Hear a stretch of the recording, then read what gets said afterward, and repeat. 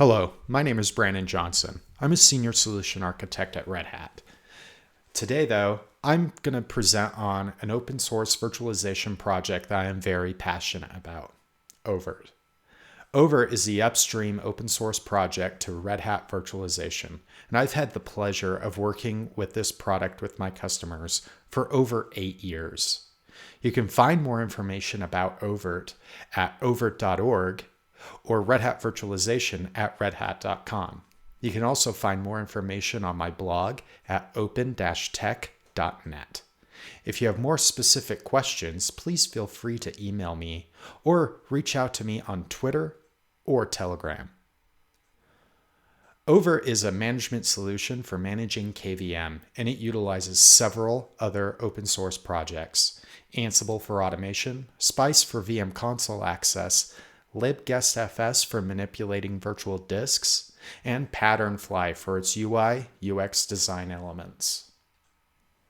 oVirt is designed to be scalable and has a flexible deployment model.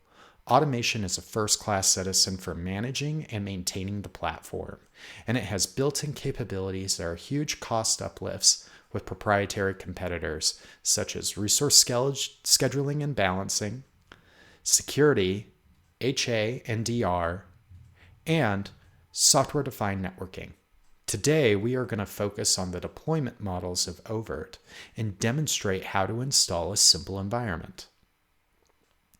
There are 2 deployment models for the hypervisor. You can choose to either install an oVirt node, also known as RevH in the product, or a full Linux installation. The oVirt node is a lightweight hypervisor that is based on enterprise Linux. It has a low storage footprint and is fully configured to run virtual machines, and it's managed by the cockpit web interface.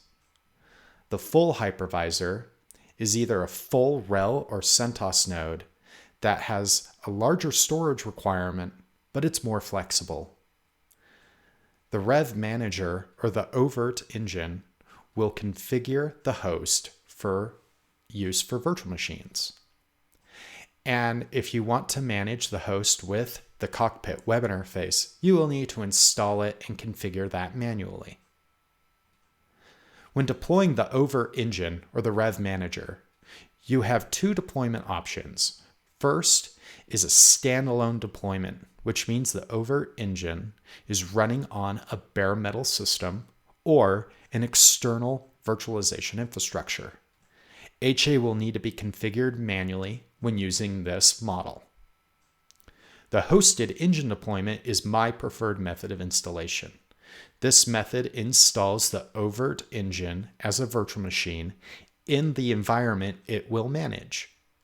HA is handled automatically, and this greatly reduces your hardware footprint, so there's less to manage. Now, let's jump into the oVirt deployment. For this demonstration, I have already installed the oVirt node image. If you've ever installed Fedora, CentOS, or RHEL, it should be pretty familiar.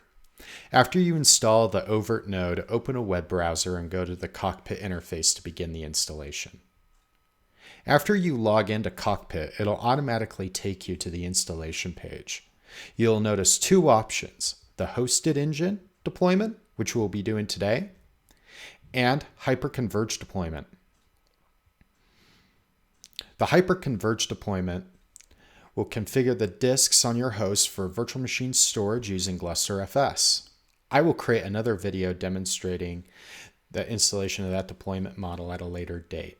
For the hosted engine deployment, you will need storage pre-configured, such as NFS, iSCSI, Fiber Channel, or a POSIX network file system, such as Gluster. Let's go ahead and get started.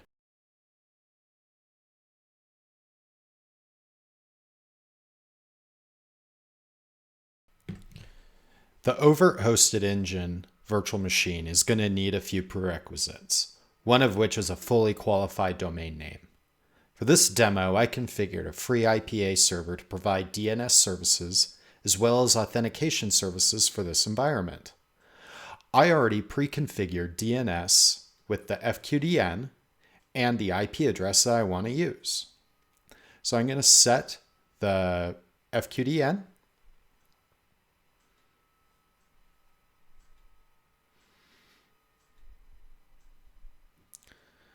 I'm going to set the IP address statically.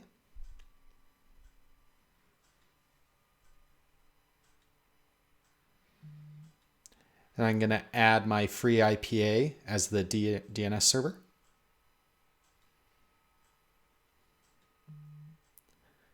I could change the bridge interface. I'll leave that for defaults. I'm going to set a secure root password. Leave root SSH access enabled for the oVirt engine. I'm going to set the memory to 4 gigabytes since this environment has limited resources. Normally I'd set that to 16 gigabytes or higher. Under advanced options, you can provide an SSH public key. Set the option to set the host file if you don't have a DNS server. But I usually leave this configured. You can also change the hypervisor host name, the default gateway address, and set an OpenSCAP profile for highly secure environments. I will be keeping all the defaults. In the next screen, it'll ask me some additional oVirt engine specific configuration, such as setting the admin password for the administration console and email notification settings. And I'll be leaving these at the defaults.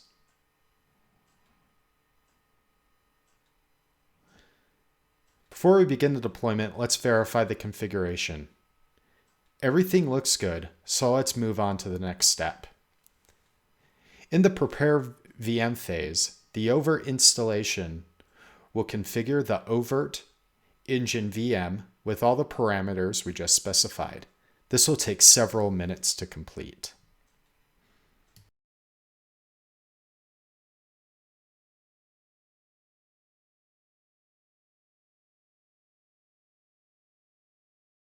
Now that the oVirt engine VM has been configured, we can now set up our NFS storage that'll be utilized in the oVirt environment.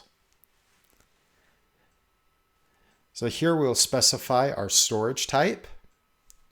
As you can see, we can specify basically any type of storage: NFS, iSCSI, Fiber Channel, and Gluster.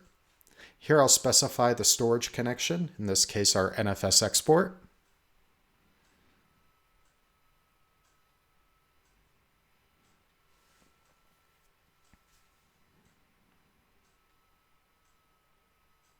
Also specify any mount options. In this example, there are none. Under the advanced section, we can specify a disk size for the oVirt engine. In a production environment, I would set this to well over 100 gigs. I can also change the storage domain name for the storage we're using, and that's how it's presented in the oVirt engine administration console.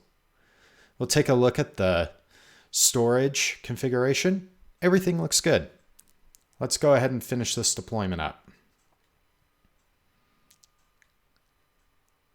In this last stage, this will configure the storage so it can be used by oVirt, and it will move the oVirt engine virtual machine to the NFS storage.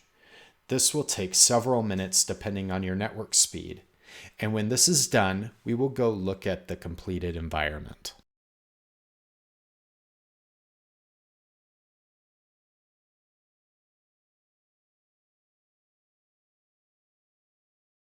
Now that the installation is completed, let's move over to the oVirt engine admin portal. In this section of the demo, we are going to add an additional host to the oVirt cluster and provision a virtual machine, and go over some basic functionality inside of the oVirt administration console. So this is the oVirt landing page. When you first land here, you'll notice a few things. One is some documentation, the other is some download links, including an Android application that allows you to manage your oVirt environment from a smartphone. But the link that you're going to want to pay the most attention to is the administration portal. The other link here below is a VM portal. The VM portal is an end-user self-service portal, And I will demonstrate that in another video. So let's log into the administration portal using the credentials that we provided at installation time. So you're going to land right here on a dashboard. This dashboard gives us a high-level overview of what's going on in our cluster. I can also see the resources that are available in this environment, as well as events, and we'll go into those later. So let's go ahead and add an additional host into the environment. So this host was already added at installation time, and we can see with this indicator that it's currently running the hosted engine.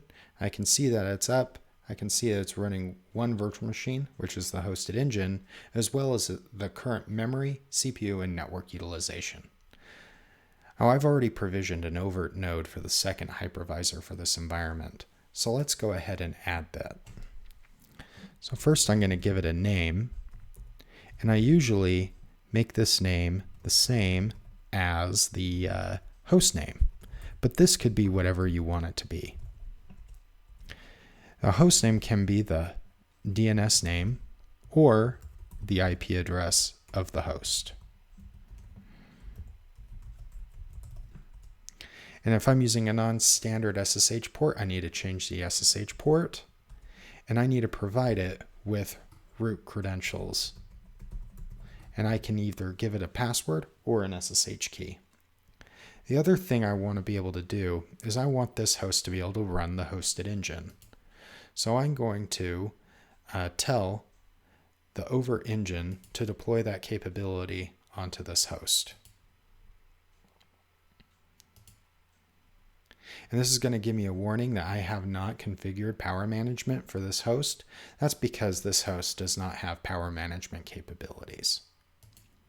So I'm going to click OK. And it's going to start installing this host and adding it to my cluster. While this host is deploying, I want to talk about storage. Storage is divided up into three main areas. Disks, which are the virtual disks or ISOs that you can use in your environment. Volumes, which is for Gluster. We are not using Gluster in this environment, so we're going to ignore that tab. And then domains. Domains are the actual physical storage that you're using in this environment. So first, let's go take a look at disks. Disks are the virtual disks as well as ISOs. So we can take a look at what type of disks are here and what they're attached to. There's also some other disks in here that were created at installation time that contain metadata and other information for the hosted engine to be aware of where everything is. I can also upload disks in this page. I can also download disks of virtual machines if I wish. I can also create virtual disks without attaching them to a virtual machine right away. Domains, as I mentioned, are the physical storage that you're actually using. There are currently two storage domains in this environment. The first one is the hosted engine, the hosted storage that was provisioned when we installed the hosted engine. This is an NFS-backed data store. And then the other one was attached at installation time as well. This is a public oVirt image repository that is based on OpenStack Glance. And this has hundreds of images that you can use if you wish. There are other types of domains as well, not just data domains. The other type of domain is an ISO domain. I actually use this in other environments. The ISO domain is just a great way of separating out your virtual disks and your ISOs. The export domain that I used to use pretty heavily, and I don't really use anymore since that functionality has been rolled into the standard data domain, is really it should be called an import-export domain, since the export domain allows you to import virtual machines into the environment as well as export them out. Now, I'm going to add an ISO domain into this environment. An ISO domain can be an NFS storage, a POSIX compliant file storage, or GlusterFS. This is a NFS-backed data store, and I'm going to go ahead and add this to the environment.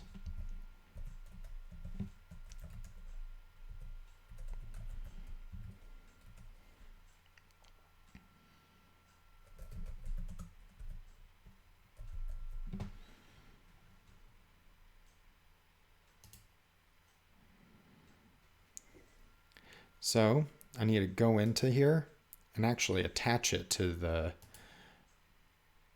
environment as soon as it is activated. So you can see it's still locked. This will just take a minute.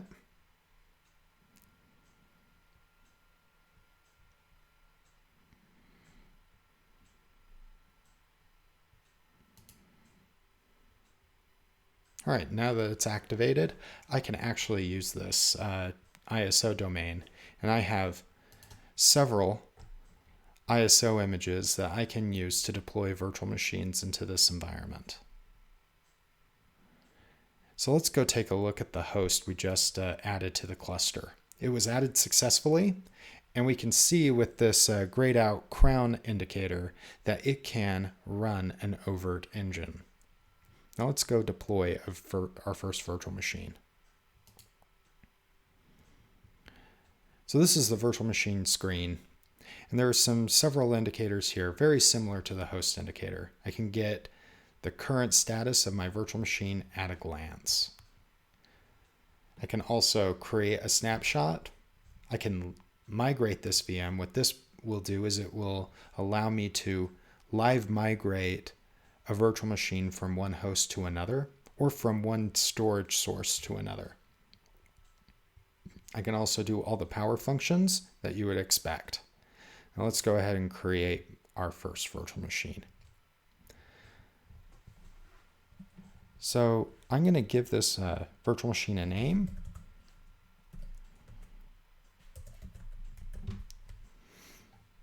I can specify an operating system, but you don't need to. For fun, I'll go ahead and just select Red Hat Enterprise Linux 8. I can select an instance type, and what this does is it will automatically configure the resources that are assigned to this virtual machine. But I'm going to go ahead and leave that at custom.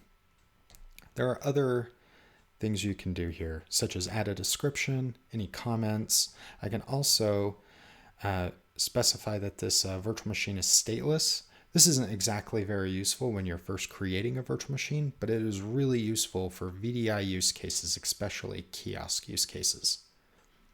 I can also add delete protection. So delete protection will prevent someone from deleting this virtual machine without first going into this virtual machine and unselecting this option. So the important part here is I need to add a VNIC profile. So this virtual machine will have storage. I also need to attach a virtual disk. So this will create a virtual disk of 20 gigabytes. I'm going to leave the default interface, and since this is the only storage domain available, I will use that storage domain. I will also then provision the disk. Now there's some other options in here. Let's go through them. The System tab allows me to modify the memory, the maximum memory, and the physical memory guaranteed, as well as the virtual CPUs. Now, what does this mean? This is the actual allocated memory for this virtual machine. The maximum memory tells me that this is the amount of memory that I can hot add to this virtual machine.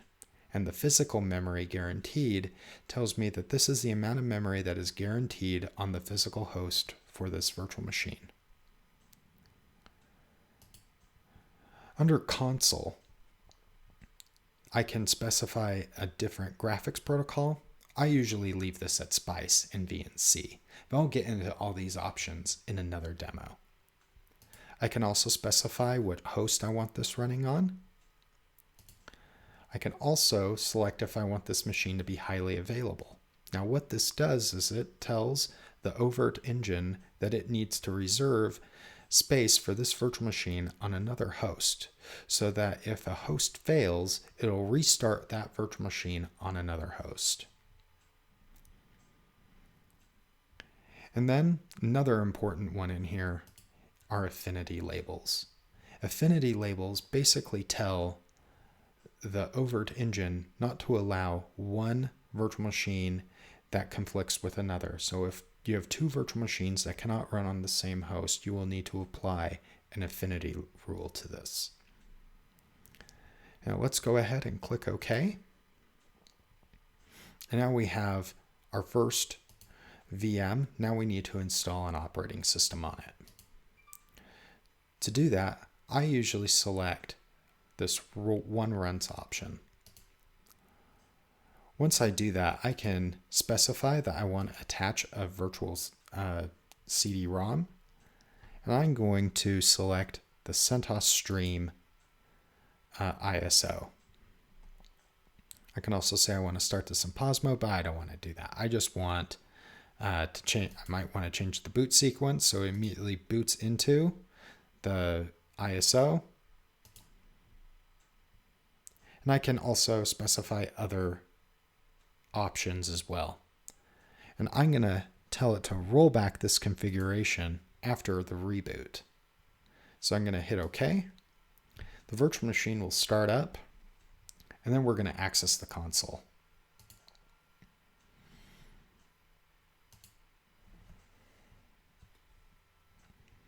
To access this console, you will need to install the remote viewer.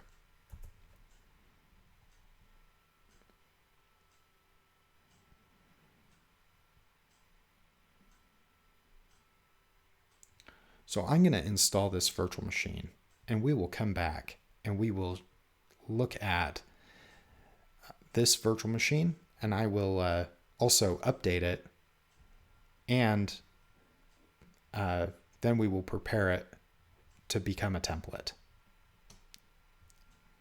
Now that my VM is finished updating, let's go ahead and create a template based on this virtual machine. Now there are a couple ways I can do this. I can select this VM and turn it off, go over here and select Make Template. That's not the way I like to do it. I like to use snapshots to create templates. So go ahead and go in and create a snapshot. I never save the memory when I'm creating a snapshot for a template.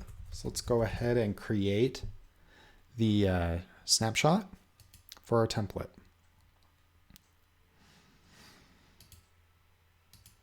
So this will take a minute.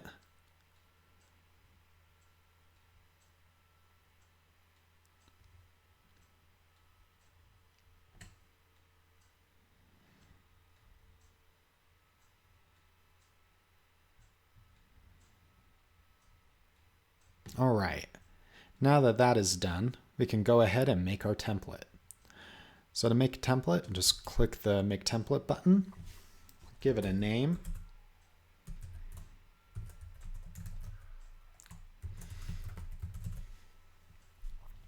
I could add a description, I could add some comments to it.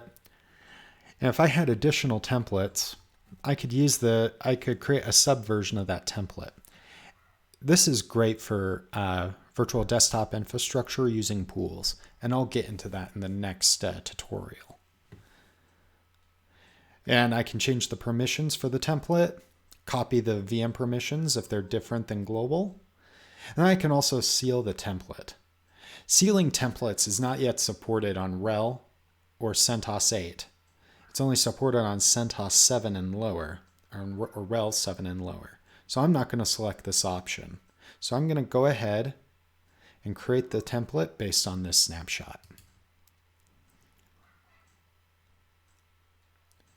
while that snapshot is being created, let's go over and take a look at the snapshot at the template page. So my new template is being created. I'll be ready in just a moment. Now, I can add templates into my environment in a couple of ways, not just by creating my own custom templates like I'm doing now, but I could also import templates through other means. So if I can place an OVA in the export domain that I mentioned earlier and import it into the oVirt environment, or I can upload an OVA to one of my hypervisors. Usually I upload these into the temp directory, and then I will import them into the oVirt environment. I don't have an OVA ready, so I'm just going to cancel this and wait for this template to finish. It should only be another minute.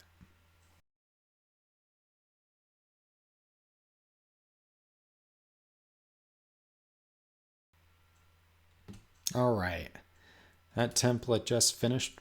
So let's go ahead and build a new virtual machine. Before I do that, if I wanted to share this template, I could export this template. I could either export it to an export domain if I had one available, or I could export it as an OVA. Now, if I export it as an OVA, it's going to write that to one of my hypervisors. Right now, I don't have the storage to do that, so I'm going to just provision a new virtual machine. So let's go ahead and give this virtual machine a name. oVirt VM2. Satisfied with all these defaults. I don't need to add a disk because it's just going to clone the template disk, the exact same size. Go over to virtual machines. Great. Now this will take a minute to provision. Now another way we can provision templates is by, provisioning virtual machines is by cloning a snapshot. Let's go back to oVirt VM1 and create a virtual machine based on the snapshot we created earlier. So I just go into oVirt VM1, go to snapshots, select the template snapshot, select clone.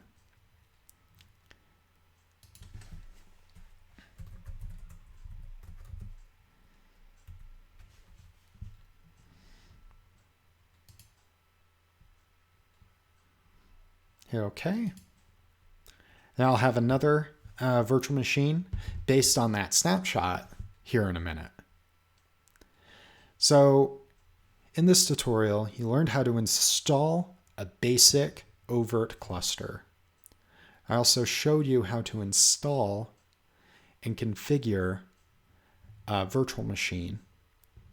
And I showed you how to create a template and clone a virtual machine from a snapshot.